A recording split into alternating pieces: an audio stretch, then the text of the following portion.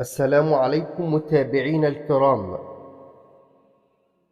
سورة في القرآن الكريم رغم صغرها، لكن قال عنها النبي صلى الله عليه وسلم: من قرأها في الصباح تكفيه من كل شيء.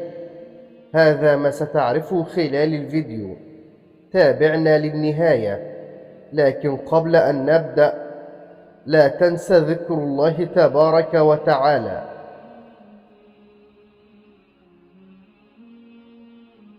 السؤال الأول: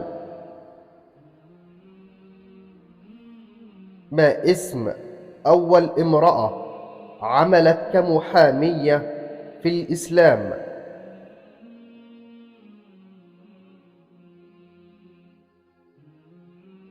الإجابة: نسيبة بنت كعب.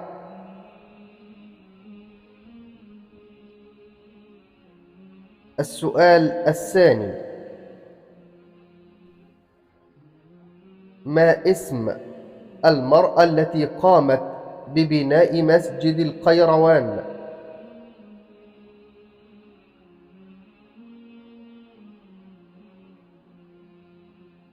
الإجابة: فاطمة الفهرية.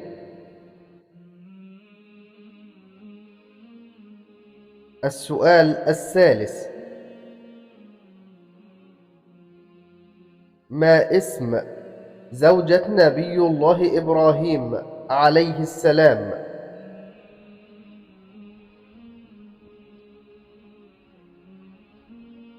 الإجابة: السيدة هاجر.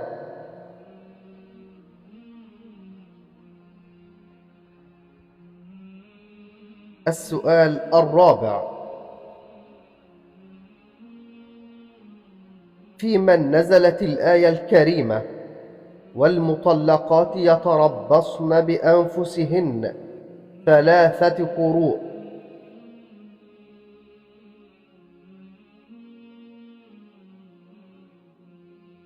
الإجابة: نزلت في أسماء بنت زيد.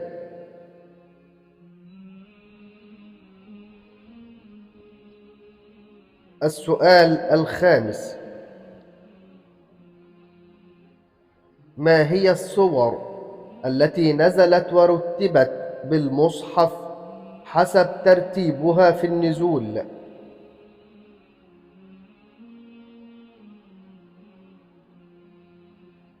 الإجابة: سورة غافر وفصلت والشورى والزخرف والدخان والجاثية والأحقاف.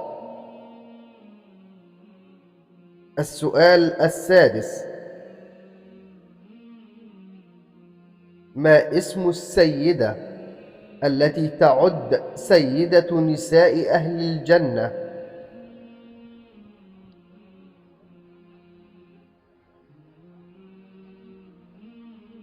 الإجابة: السيدة فاطمة الزهراء. السؤال السابع: ما اسم السيدة التي مات كل أولادها في معركة القادسية؟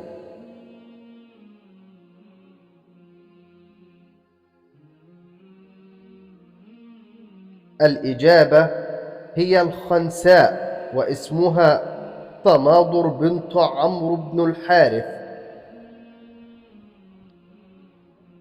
السؤال الثامن: ما هي الآية التي نزلت في جوف الكعبة؟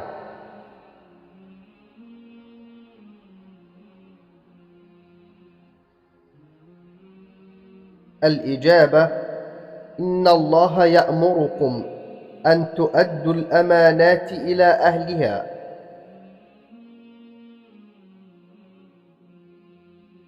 السؤال التاسع: ما هي العشر آيات التي تعصم الإنسان من الدجال؟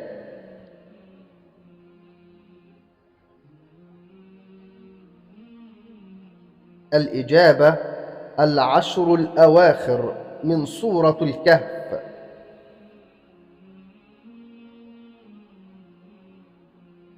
السؤال العاشر: سورة في القرآن الكريم رغم صغرها قال عنها النبي: من قرأها في الصباح تكفيه من كل شيء. عن عبد الله بن خبيب رضي الله عنه قال: خرجنا في ليلة مطر وظلمة شديدة نطلب رسول الله صلى الله عليه وسلم ليصلي لنا فأدركناه، فقال: أصليتم؟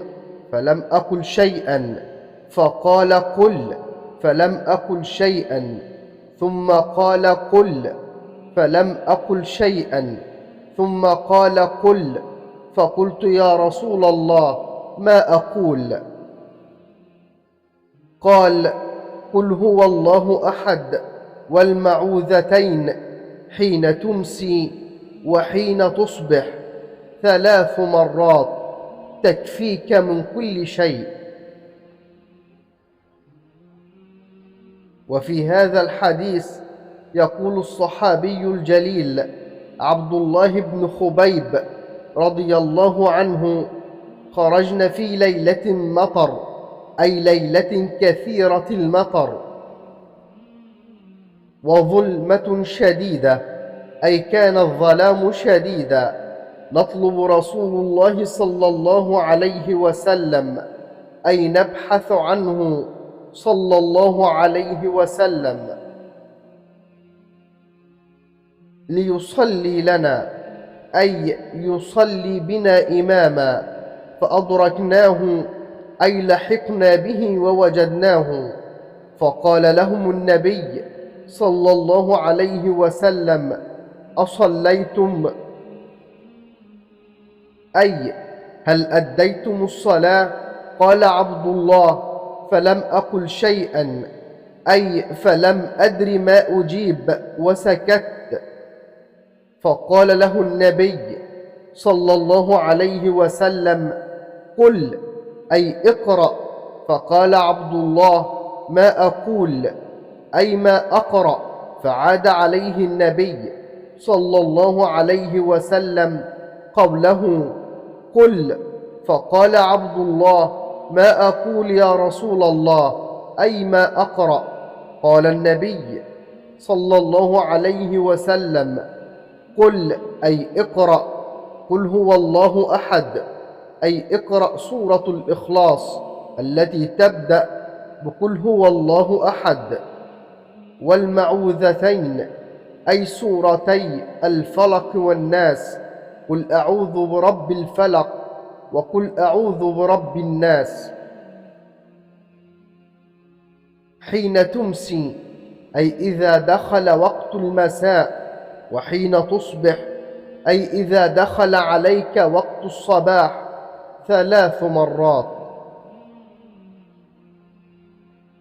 أي اقرأ تلك السور 3 مرات حين تصبح وحين تمسي، تكفيك من كل شيء، أي تحفظك من كل شر وتقيك من كل سوء. هذا والله أعلى وأعلم، نفعنا الله وإياكم، فاللهم احفظنا من كل مكروه وسوء ظاهره وباطنه، اللهم آمين، اللهم آمين. لا تنسى أن تترك لنا في التعليقات على كم سؤالا جاوبت.